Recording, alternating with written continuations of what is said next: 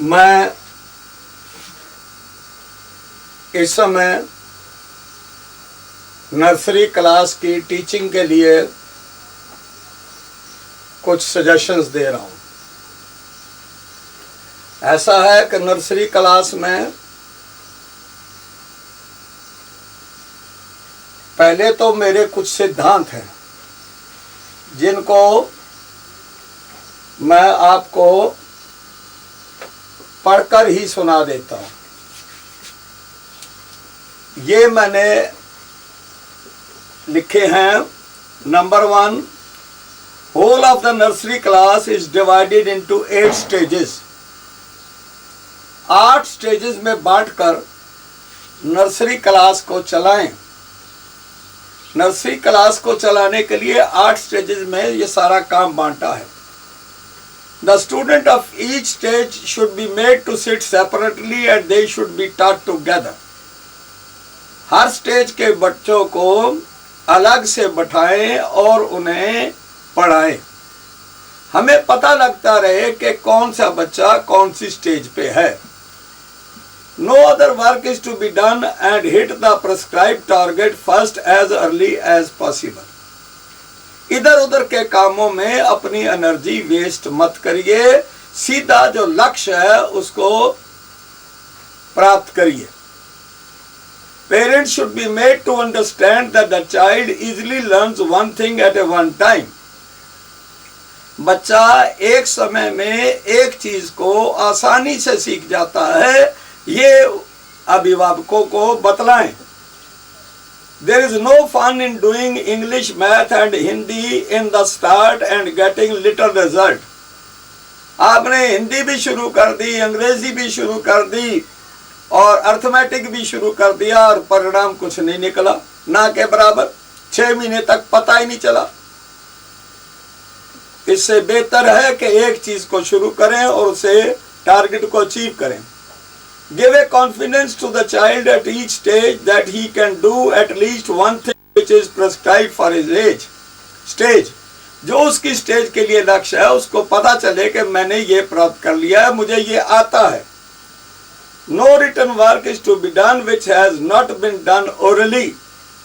उस काम को बिल्कुल लिखित में न किया जाए जो आपने ओरली मौखिक तौर पर नहीं कर रखा।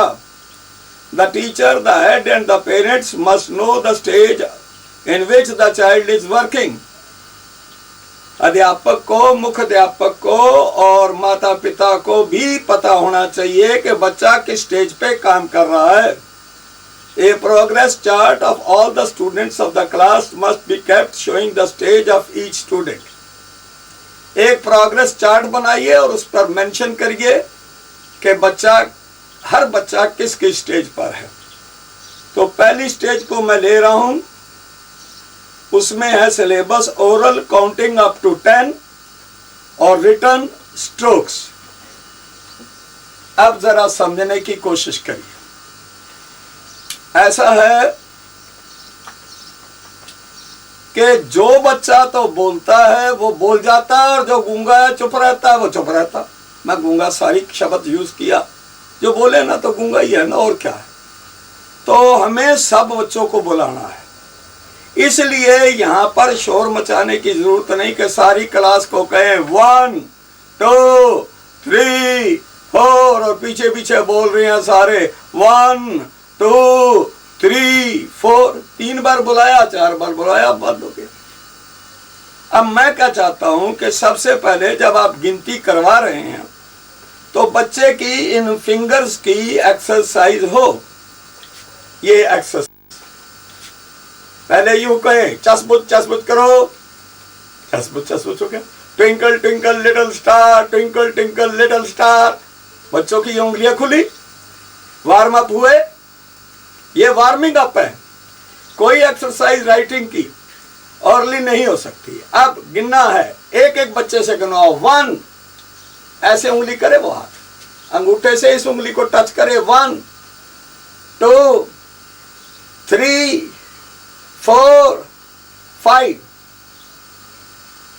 बच्चा 5 गिन गया, उसकी एक्सरसाइज भी तो हुई। 1 2 3 4 5 6 मेरे साथ पे 6, 7, 8, 9, 10।